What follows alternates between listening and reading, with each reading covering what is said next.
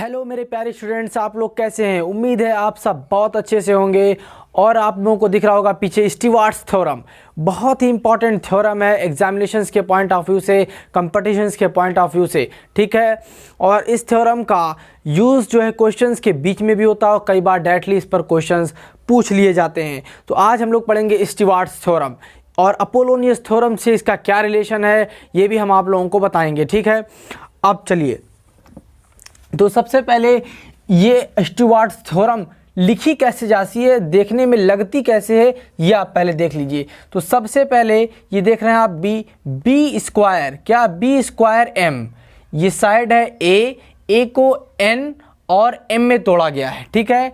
N unit और M unit के length में ए को तोड़ा गया है, तो बी स्क्वायर इंटू एम, क्या बी स्क्वायर इंटू एम, ठीक, plus C square into N plus C square into N is equals to अब देखिएगा is equals to A bracket में M N plus D square. ये D क्या है, D है आपकी लेंथ ऑफ सीवियन। क्या है डी, क्या है आपकी, ये है आपकी लेंथ ऑफ सीवियन, ठीक। सीवियन कुछ लोगों को नहीं मालूम होगा, सीवियन कहते किसे हैं। तो सीवियन कुछ नहीं, सिर्फ एक लाइन है, एक रेखा है जो ट्रायंगल की वर्टेक्स को उसके सामने वाली साइड से मिलाती है। वो इसको यहाँ से भी मिला सकती है, उसको यहाँ से भी मिला सकती है, उसको यहाँ से भी मिला सकती है। वो सारी लाइनें जो वर्टेक्स को उससे सामने वाली साइड पे मिलाती हैं, वो सभी लाइंस क्या कहलाती हैं, वो सभी लाइंस आपकी क्या कहलाती हैं, सीवियन कहलाती हैं। यानी अगर हम एंगल बाइसेक्टर को कहें तो एंगल बाइसेक्टर भी एक सीवियन होता है। मीडियन की बात कहें तो मीडियन भी एक सीवियन होता है, ठीक है। एल्टीट्यूड की बात करें तो इसका एल्टीट्यूड की अगर बात करें, अगर एल्टीट्यूड ट्रायंगल के अंदर मिल रहा है, ट्रायंगल के अंदर बन रहा है, तो वो भी सीवियन की तरह बिहेव कर सकता है, ठीक है। तो वर्टेक्स को सामने वाली साइड से मिलाने वाली रेखा, मिलाने वाली लाइन ही कहलाती है सीवियन, ठीक। तो यहाँ तक कोई प्रॉब्लम। और ये आपका स्टीवार्ट्स थ्योरम लिखा हुआ है, क्या लिखा है, स्टीवार्ट्स थ्योरम। यहाँ तक बात समझ में आई।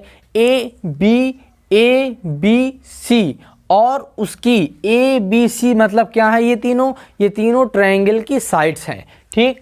डी क्या है, डी है लेंथ ऑफ द सीवियन की लेंथ है। तो स्टीवार्ट्स थ्योरम क्या है, स्टीवार्ट्स थ्योरम जो है वो ट्रायंगल की तीनों साइड की उसके सीवियन के साथ रिलेशन बताती है। और अपोलोनियस थ्योरम याद करिएगा, वो ट्रायंगल की तीनों साइड का उसकी मीडियन के साथ रिलेशन बताती है। ये दोनों में डिफरेंस है, ठीक है। ये जो स्टीवार्ट्स थ्योरम है वो ट्रायंगल की तीनों साइड का उसकी सीवियन के साथ रिलेशन बताती है, ठीक है। और जबकि अपोलोनियस थ्योरम जो होती है वो ट्रायंगल की तीनों साइड का मीडियन के साथ रिलेशन बताती है। यहाँ पर आपको समझ में आ रही सारी बातें। यहाँ पर देखिए, ये ट्रायंगल की ए बी सी और ए, ये ट्रायंगल की तीनों साइड्स हैं। डी क्या है, यहाँ पर डी क्या है, सीवियन, लेंथ ऑफ द सीवियन।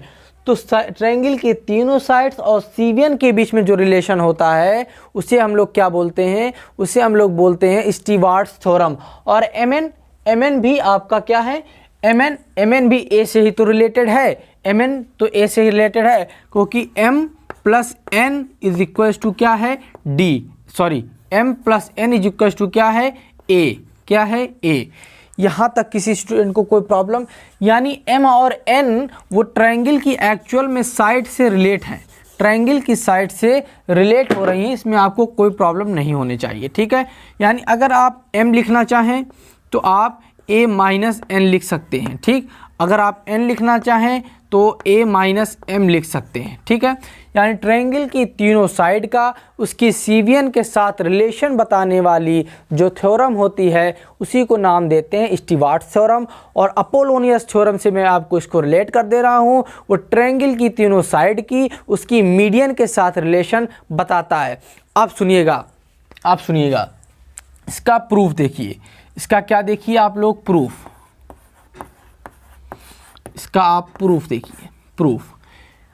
अब देखिए ये मैं आपको यहाँ पे रब कर दे रहा हूँ, जो मैंने सीवियन खींची है। सीवियन समझ में आ गया होगा। सीवियन ट्रायंगल की वर्टेक्स को उसके सामने वाली साइड से मिलाने वाली रेखा, मिलाने वाली लाइन ही क्या कहलाती है? मिलाने वाली लाइन ही क्या कहलाती है? सीवियन। क्या कहलाती है? सीवियन। ठीक, तो आपका ये M था और ये D था। तो आप देखिए ट्रायंगल ACD में, देखिए in triangle ACD, triangle ACD में देखिए क्या है। ट्रायंगल ACD में b square is equals to, क्या लिख सकते हैं हम लोग? B square is equals to n square plus D square, n square plus D square minus हमने यहाँ पे मान लिया ये एंगल थीटा है, ये एंगल आपका थीटा डैश है। तो क्या हो जाएगा? N square plus D square minus 2dn cos theta dash.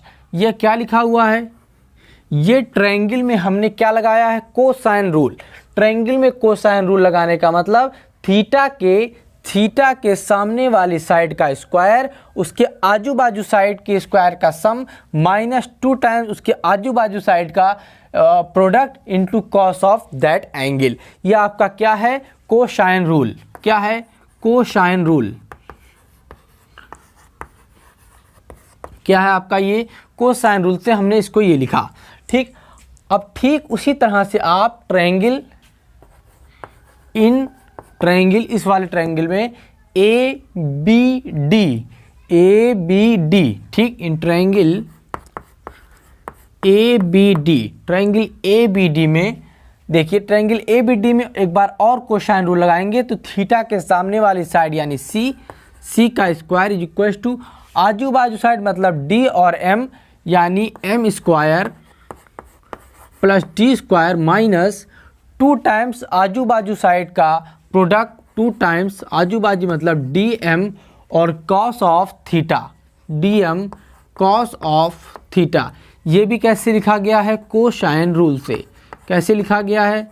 Cosine rule से इसको भी आपका लिखा गया है। ठीक है, अब देखिएगा, अब आप यहाँ पे देख रहे होंगे थीटा प्लस थीटा डैश। यहाँ पे देखिए theta plus theta dash is equal to 180 degree है। तो आपका थीटा इक्वल टू क्या हो जाएगा? 180 डिग्री माइनस थीटा डैश। ठीक, 180 डिग्री माइनस थीटा डैश यानी C square is equal to M square plus D square minus 2DM cos theta को क्या लिख सकते हैं? 180 माइनस थीटा डैश।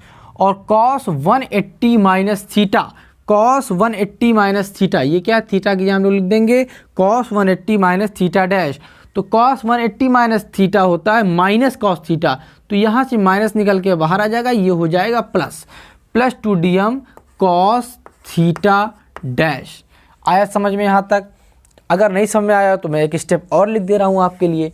चलिए एक स्टेप में और लिख दे रहा हूँ आपके लिए, अगर समझ में नहीं आया हो तो। क्या लिखेंगे? माइनस 2DM कॉस थीटा को क्या लिखा हमने? थीटा को हमने लिखा 180 degree minus theta dash, 180 degree minus theta dash. ठीक, अब देखिएगा C square is equal to M square plus D square. अब देखिएगा minus cos 180 degree minus theta क्या होता है? कॉस 180 माइनस थीटा होता है माइनस कॉस थीटा, तो यहाँ से निकल के आया माइनस।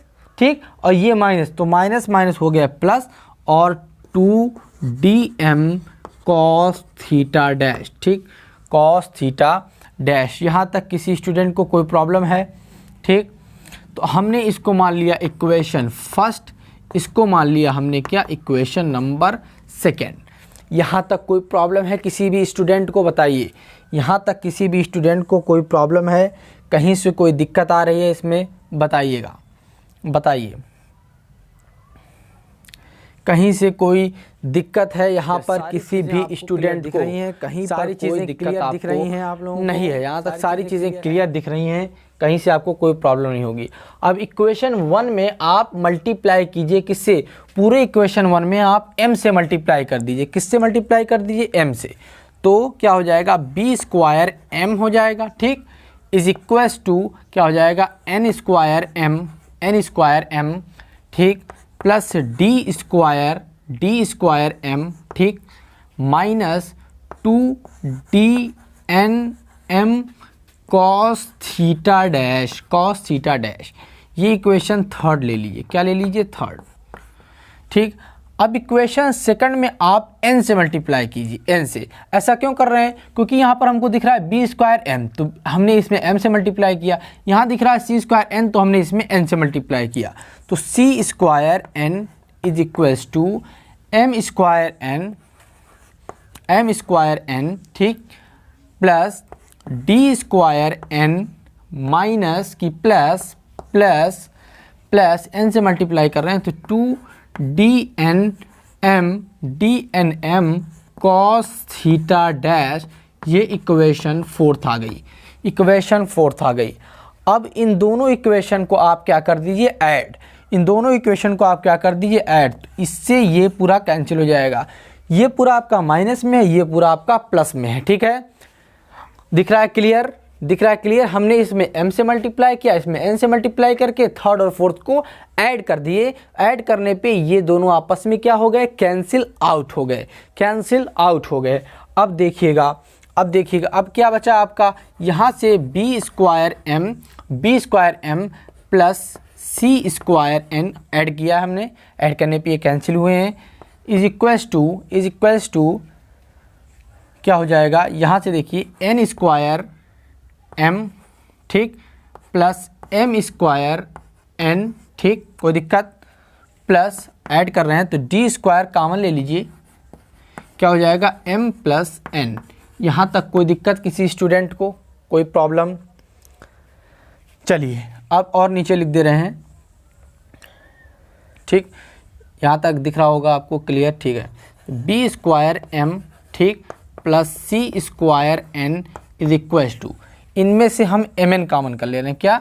mn कॉमन किया, mn, तो m प्लस n आया। क्या आया? m प्लस n, ठीक, क्या आया? m प्लस n, और plus d square m plus n, ठीक। यहाँ तक सारी चीज़ें क्लियर है।